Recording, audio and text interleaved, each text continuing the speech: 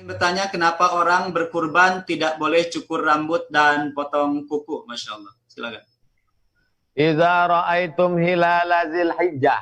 Kalau kamu melihat bulan sabit Zulhijjah, tanggal 1 Zulhijjah, wa arada ahadukum an yudhi, kamu mau berkurban.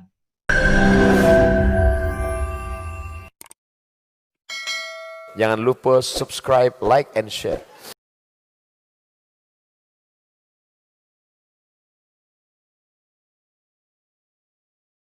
Alhamdulillah, Masya Allah. Atau terima kasih Tuan Guru Ustadz Haji Abdul Somad LCMA. Baik Bapak Ibu yang dirahmati Allah Subhanahu Wa Taala, sama-sama telah kita nikmati sajian pengantar kebersamaan kita pada sore hari ini. Dan izinkan saya membacakan satu pertanyaan awal dari Ibu Erlina Harahap. Assalamualaikum warahmatullahi wabarakatuh. Saya hamba Allah, bagaimana hukumnya kalau orang tua kita sudah meninggal? Bolehkah kurban enggak gitu? Syukron. Jadi berkurban untuk orang tua yang sudah meninggal itu hukumnya gimana, Ustaz? Silakan. Nabi ketika menyembelih hewan kurban, dia berkata, Allahumma hadza an Muhammad wa ali Muhammad. Kambing ini untuk Muhammad dan untuk keluarga Muhammad. Padahal itu disembelih di Madinah. Sedangkan Khadijah sudah meninggal di Makkah. Itu menunjukkan pahalanya sampai ke Khadijah radhiyallahu anha. Nabi ambil satu lagi kambingnya, dia potong, Allahumma hadza an Muhammad wa ummati Muhammad. Ini kusembelih untuk Muhammad dan untuk umat Muhammad. Padahal waktu itu umat Muhammad banyak yang sudah meninggal sallallahu alaihi wasallam. Itu menunjukkan kurban itu orang meninggal dunia sampai. Jangan ragu, yang belum setor bayar. Untuk bapak ibunya, ini 2,5 juta untuk saya. Ini 2,5 juta untuk almarhumah ibu saya. 2,5 juta untuk almarhum bapak saya. Afdal, baik, salah satu bakti kita pada orang tua. Demikian, Allahu a'lam. Baik. Demikian jawaban beliau, mudah-mudahan bisa dipahami dengan baik. Baik, pertanyaan berikutnya. Assalamualaikum warahmatullahi wabarakatuh. Ustadz, apa yang harus kami lakukan jika ada kawan kami yang belum berhijab, tapi sering sekali posting status negatif mengenai hijab dengan logikanya? Sahabat saya pernah komentar baik-baik, tapi dibalas panjang lebar olehnya dan kawan-kawannya yang sepaham. Kami tidak berilmu hingga sulit juga menjelaskan jika tidak ada yang berani menegur atau mengingatkan. Khawatir dia semakin menjadi-jadi. Terima kasih Ustaz. Barakallah. Baik, mohon pencerahannya, Tuan Guru. Satu, Nabi Shallallahu Alaihi Wasallam terus mengajak Abu Thalib sampai menjelang ajal maut, meninggal dunia. Bersyahadatlah wahai paman, supaya aku bisa berikan syafaat. Artinya pelajaran dari sini nggak pernah berhenti ngajak. Lewat grup WhatsApp, lewat posting FB, lewat ngomong langsung. Nggak pernah berhenti. Kalau dia nolak, itu adalah bagian dari bunga-bunga dakwah, kerikil-kerikil dakwah. Itu juga pahala. Ada pahala sholat tahajud, ada pahala istighfar, ada pahala sakit hati, korban perasaan karena diejek teman, sahabat, haters, musuh. Jangan pernah berhenti. Lalu kemudian dalam Islam diajarkan ud'u ila sabili rabbik, ajak orang ke jalan Tuhan. Bil hikmah, dengan kata yang santun. Wal mau'izatil hasanah, suri tauladan yang baik. Kalau mau debat silakan debat, punya ilmunya. Wajadilhum billati hiya ahsan, dengan cara yang santun, dengan cara yang baik. Apakah kita jadi musuh karena dia tidak mau ikut kita? Apa anta tukrihun nasa? Apakah kau paksa orang lain sampai beriman? Tidak. Hidayah milik Allah Subhanahu wa taala.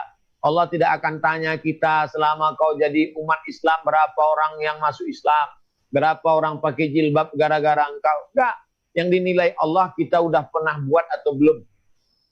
Jangan sedih, jangan galau. Yang penting kita sudah berbuat kebaikan-kebaikan. Itu yang penting. Lalu kemudian pula kalau kita sholat, jangan lupa doakan dia. Lembutkan hatinya, ya Allah. Berikan hidayah. Allahumma hdi qaumi fa innahum la ya'lamun. Berikan mereka hidayah, mereka buat salah karena tak tahu. Kita hanya bisa berusaha Setelah itu berdoa, setelah itu serahkan pada Allah Subhanahu wa taala. Demikian. Wallahu a'lam bishawab. Alhamdulillah, Masya Allah. Berusaha, berdoa, dan bertawakal kepada Allah Subhanahu wa taala. Baik. Selanjutnya dari Rian Andriansyah. Assalamualaikum warahmatullahi wabarakatuh, Ustaz. Waalaikumsalam. Saya ingin bertanya kenapa orang berkurban tidak boleh cukur rambut dan potong kuku? Masya Allah. Silakan. Idza ra'aitum hilala Zulhijjah. Kalau kamu melihat bulan sabit Zulhijjah, tanggal 1 Zulhijjah, wa arada ahadukum an yudhi, kamu mau berkurban, falyumsik an sya'rihi wa azfarihi. Jangan potong kumis, jangan cukur jenggot, jangan potong kuku dari tanggal 1 sampai tanggal 10. Jadi dari mulai tanggal 1 hari ini beli kambing, tambatkan di rumah, kasih makan pakai rumput, jangan potong kuku, jangan potong kumis, tunggu sampai tanggal 10. Begitu tanggal 10 pagi, sholat Idul Adha, habis sholat Idul Adha sembelih itu kambing, belah perutnya, ambil hatinya, cuci bersih makan, itu makanan pertama yang dimakan. Lalu dibagi-bagikan dagingnya, setelah itu potong kuku, potong kumis, rapikan bulu-bulu badan, maka di dalamnya terkandung terapi kita fresh. Dari orang yang sebelumnya banyak silap salah dosa, menjadi orang yang bersih. Dari yang sebelumnya zohirnya kuku panjang, lalu kemudian mukanya semak, setelah itu dia menjadi rapi dan bersih. Ini terapi yang diajarkan Nabi SAW. Yang mau melaksanakannya bagus. Yang hari ini besok mau potong kumis, potong kuku, nggak masalah. Karena bukan rukun, bukan syarat, bukan wajib. Hukumnya sunnah. Demikian. Allahu a'lam. Masya Allah. Baik. Berikutnya dari Bapak Jafar. Assalamualaikum warahmatullahi wabarakatuh, Ustaz. Bagaimana mengatasi hati yang terkadang labil dan khilaf? Silakan. Al-imanu yazidu wa yanqus. Iman itu kadang bertambah, kadang berkurang. Cari tempat yang paling baik, masjid, majelis ilmu, bersama orang baik, ustadz, orang-orang soleh, teman-teman yang istiqamah, mengamalkan yang baik-baik, sholat bersama, sedekah bersama, wakaf bersama, zikir bersama. Ini menjaga hati kita jadi kuat. Tempat baik, orang baik, amal baik. Kalau ini ditinggalkan, di tempat yang nggak baik, di waktu yang nggak baik, bersama orang nggak baik, amalnya nggak baik, rusak hati kita. Jaga 3, hati terjaga. Cari orang baik, di tempat yang baik, beramal yang baik. Demikian. Wallahu a'lam. Masya Allah, syukran. Baik, selanjutnya dari Iyas. Apa hukumnya berdagang dengan sistem just tip atau dropship yang akhir ini lagi ramai, Tuan Guru? Bagaimana teknisnya, detailnya? Jadi dia menjualkan sementara barangnya masih punya temannya atau orang lain gitu. Seperti itu. Itu namanya simsar. Simsar ini makelar. Jadi ada orang punya barang. Ada orang nyari barang. Yang punya barang nggak ketemu dengan yang nyari barang. Tapi kemudian dia menjadi penengah dan dia dapat hasil di sana. Dia boleh mendapatkan hasil. Dia halal mendapatkan uang di situ. Tapi dengan syarat jangan nipu. Tidak boleh ada ghish, tipu. Tidak boleh ada zulm, aniaya. Tidak boleh ada gharar, gambling. Jangan sampai ada judi di dalamnya. Dia jujur, dia katakan tidak ada penipuan, barangnya begini, jangan yang KW dikatakan original. Jangan barangnya nampak bagus, kulit rupanya plastik. Maka kalau dia jujur, dia berhak mendapatkan itu sebagai penengah. Karena pemiliknya sibuk, lalu kemudian pembeli juga tidak punya akses, maka dia yang mempertemukan penengah di antara ini. Macam-macam nama istilahnya di zaman milenial, zaman modern ini, tapi kemudian substansi maknanya sudah dibahas dalam kitab-kitab fikih. Wallahu a'lam bishawab. Masya Allah. Terima kasih. Selanjutnya Assalamualaikum warahmatullahi wabarakatuh, Ustaz. Semoga ada doa dari jamaah. Semoga Allah Subhanahu wa taala senantiasa memberikan kesehatan dan keistiqomahan kepada Ustaz Abdul Somad. Amin ya Allah rabbal alamin. Merasa diri banyak dosa, kemudian bagaimana meyakinkan diri bahwa Allah telah mengampuni dosa-dosa masa lalu. Nah, dari yang pernah kami dengar, tidak boleh putus asa dari rahmat Allah, karena Allah Maha Pengampun.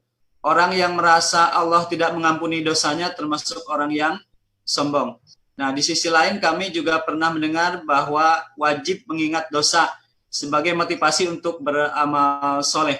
Bagaimana meletakkan atau proporsi yang pas antara kita optimis kepada Allah sebagai yang Maha Pengampun, juga merasa bahwa diri penuh dengan dosa sebagai motivasi untuk terus mendekat dan minta ampun kepada Allah Subhanahu wa taala. Silakan. Innallaha la yaghfiru an yushraka bihi wa yaghfiru ma duna dzalika liman yasha. Allah mengampunkan semua dosa kecuali syirik. Maka yakinkan itu dalam diri bahwa Allah mengampuni semua dosa. Yang kedua, mamin muslimin yuznibu dzamban, kalau kau punya dosa, summa yatatahhar, mandi taubat, salat sunat taubat, summa yastaghfirullah, minta ampun kepada Allah Subhanahu wa taala. Setelah itu yang ketiga, wa asbi'is sayyi'atal hasanata. Segala perbuatan yang buruk-buruk dulu stop, berhenti, iringi dengan perbuatan yang baik-baik. Banyak salat sunat, banyak puasa sunat, banyak baca Quran, banyak sedekah, banyak infak, banyak wakaf, banyak zikir, tasbih, tahmid, takbir, banyak salawat, banyak istighfar. Adapun setan yang membisik-bisikkan, asyaitanu ya'idukumul faqra wa ya'murukum bil fahsya. Setan membisik-bisikkan, nanti kalau kau taubat kau akan miskin, kau akan susah, kau akan melarat. Wa ya'murukum bil fahsya, dia suruh kamu buat dosa. Wallahu ya'idukum maghfiratan minhu wa fadla. Allah menjanjikan ampunan dan kelebihan. Oleh sebab itu maka kita kesampingkan ini, kita hilang ini, kita lawan ini dengan zikir. Afdalul zikri afdal zikir la ilaha illallah. La tai'asu min rahmatillah. La taqnatu. Jangan putus asa dari rahmat Allah Subhanahu wa taala. Sesungguhnya yang putus asa itu hanya orang kafir saja. Jaga diri, lebih baik merasa diri banyak dosa daripada merasa diri suci dari dosa. Lebih baik merasa diri hina, hitam, legam, tak ada pahala, daripada merasa diri penghuni surga. Ini yang dipupuk dalam diri, aku banyak dosa, aku banyak silap, aku banyak salah, mudah-mudahan Allah mengampuni segala dosaku. Man tawadha'a, siapa yang rendah diri, rendah hati, illa rafa'ahullah, maka Allah akan mengangkat derajatnya. Demikian, wallahu a'lam. Masya Allah. Baik, sebelum nanti kepada jamaah yang akan berinteraksi langsung dengan Ustaz Abdul Somad, menindaklanjuti jawaban Tuan Guru yang barusan. Nah, bagaimana membedakan kaifiat mandi besar, katakanlah mandi junub, dengan mandi tobat? Apakah ada perbedaannya? Ada pada niatnya saja. Caranya sama, basah semuanya. Mandi dari hubungan kelamin, mandi disebabkan wiladah, melahirkan anak, mandi nifas, mandi masuk Islam, mandi sunat hari Jumat, basah semuanya. Terletak beda pada niatnya. Memasang niat ketika mengangkat air saat mengucapkan bismillah. Kalau tidak ada WC di situ, sebut bismillah. Tapi kalau kamar mandinya campur dengan WC, jangan sebutkan, dalam hati saja. Aku niat mandi taubat karena Allah SWT. Maka saat itu kita sudah menjadikan mandi yang sebelumnya kebiasaan menjadi ibadah. Dari rutinitas menjadi mandi ibadah. Sebelumnya mandinya rutinitas. Pagi mandi, siang mandi, sore mandi, keringat mandi. Tapi setelah dia berniat, maka mandinya tidak lagi rutinitas, tapi sudah menjadi ibadah. Wallahu a'lam. Baik, selanjutnya dari Ibu Rita Arifin. Apakah benar Ibnu Taimiyah itu orang yang, mohon maaf ini, apakah benar Ibnu Taimiyah itu orang yang, katakanlah, melenceng akidahnya gitu? Insyaallah.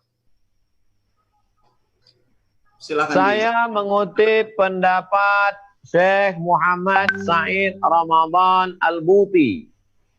Saya mengutip pendapat Syekh Muhammad Said Ramadan Al-Buti. Kata Syekh Muhammad Said Ramadan Al-Buti, alumni Al-Azhar, ulama Suriah Damaskus, mati syahid. Kata beliau, Ibnu Taimiyah itu alim, ulama. Tapi dalam beberapa hal beliau berbeda pendapat dengan jumhur ulama. Mazhab aslinya Hambali. Tapi beberapa pendapatnya dalam bidang Hambali, dia berbeda pendapat dengan ulama mazhab Hambali. Berbeda pendapat dengan ulama dalam beberapa hal fatwa seputar fikih. Berbeda dengan mazhab Syafi'i. Mukhalif. Itu yang dikatakan oleh Imam Syahid Muhammad Said Ramadan Al-Buti. Ketika ada yang ikhtilaf, ada yang selamat dari ikhtilaf, maka al-khuruju minal khilafi aula. Keluar dari ikhtilaf lebih utama. Oleh sebab itu saya mengikut pendapat Imam Syafi'i, mengikut pendapat Imam Nawawi, mengikut pendapat Syekh Yusuf Al-Qardawi, mengikut pendapat ulama Al-Azhar. Begitu metode saya tentang mengikut pendapat para ulama. Wallahu a'lam bishawab. Baik, berikutnya dari Ibu Hegira. Ustadz, saya sedang banyak hutang. Semoga Allah mensegerakan lunas hutangnya, amin. Alhamdulillah usaha saya saat ini hasilnya sedang bagus. Alhamdulillah. Saya masih mencicil hutang-hutang saya. Apakah saya boleh menyisihkan kelebihan hasil usaha saya untuk kurban sementara saya masih ada hutang? Mendahulukan apakah hutang terlebih dahulu atau kurban? Silakan. Kalau ibu punya hutang, hutangnya jatuh tempo tanggal 1 Agustus, uang ibu cuma ada 2,5 juta, maka yang wajib dahulukan bayar hutang. Uang ibu berapa? 2,5 juta. Hutangnya jatuh tempo kapan? 1 Agustus. Bayar hutang dulu. Kurban tahun depan. Karena uangnya cuma 2,5 juta. Harga iuran sapi 2,5 juta. Tapi kalau uang ibu lebih 2,5 juta dan ibu mau berkurban, dua-duanya dapat. Bayar hutang bisa, berkurban bisa. Kalau ternyata bayar hutangnya nanti bulan Desember, temponya masih jauh. Sementara sekarang ada uang 2,5 juta, kurban aja dulu. Nanti habis kurban mudah-mudahan rezekinya terbuka. Juli, Agustus, September, Oktober, November, Desember. Dapat uang 500, 2,5 juta. Kurbannya dapat, bayar hutangnya lunas. Demikian. Wallahu a'lam. Masya Allah. Baik. Selanjutnya. Bagaimana caranya menjaga keistiqomahan yang terkadang hati labil karena berbagai hal, terutama ketika misalkan mendapatkan ujian Allah Subhanahu wa taala. Silakan Tony. Pertama, yakinkan diri bahwa ujian itu datang dari Allah. Qul la yusibana illa ma kataballahu lana. Katakanlah bahwa musibah itu datang sudah ditetapkan Allah. Wa huwa maulana. Allah saja yang bisa menolong kita. 2. Ma asaba min musibatin, segala musibah yang terjadi fil ardi, di bumi, wala fi anfusikum, pada dirimu, illa fi kitabin min qabli an nabraha, sudah kami tuliskan di kitab Lauhil Mahfuz sebelum kami menciptakannya secara nyata. Kaila ta'sau ala ma fatakum wala tafrahu bima atakum, supaya kamu jangan putus asa terhadap yang berlalu dan jangan bangga kalau dapat. Kalau kau berhasil itu pinjaman Allah, kalau kau gagal itu ujian dari Allah. Yakinkan itu dalam diri. Idza sa'alta fas'alillah. Kalau minta sama Allah. Wa idza sta'anta fasta'in billah. Kalau minta tolong sama Allah. Yang kedua, berteman dengan orang-orang baik, dengan orang soleh. Nanti kalau kita galau, dia luruskan kita. Kalau kita mau ngelompat masuk ke sungai, dia tarik tangan kita. Wa tawasau bil haq, saling menasihati dalam kebenaran. Wa tawasau bis sabr, menasihati dalam kesabaran. Nanti dia ingatkan kita. Wa basyiris sabirin. Berikan kabar gembira pada orang yang sabar. Alladzina idza asabathum musibah, ketika mereka kena musibah, qalu inna lillahi wa inna ilaihi raji'un. Mereka akan mengingatkan ini datang dari Allah dan akan kembali kepada Allah. Yang keempat, minta kepada Allah supaya hati dikuatkan. Ya muqallibal qulub, engkau yang membolak-balikkan hati. Sabit qalbi, kokohkan hatiku, kuatkan hatiku, tambatkan hatiku ala dinik dalam agama, wa ala ta'atik dalam ketaatan kepada. Allahumma a'inni, tolong aku ya Allah, ala zikrika, supaya hatiku selalu mengingatmu, wa syukrika, selalu bersyukur padamu, wa husni ibadatik, selalu beribadah dengan ibadah yang terbaik. Itu sajalah cara menguatkan hati di saat musibah datang silih berganti. Ala bidzikrillah, dengan banyak menyebut Allah, dengan banyak berzikir mengingat Allah, tatmainnul qulub, hati akan menjadi tenang. Wallahu a'lam. Masya Allah. Terima kasih Tuan Guru.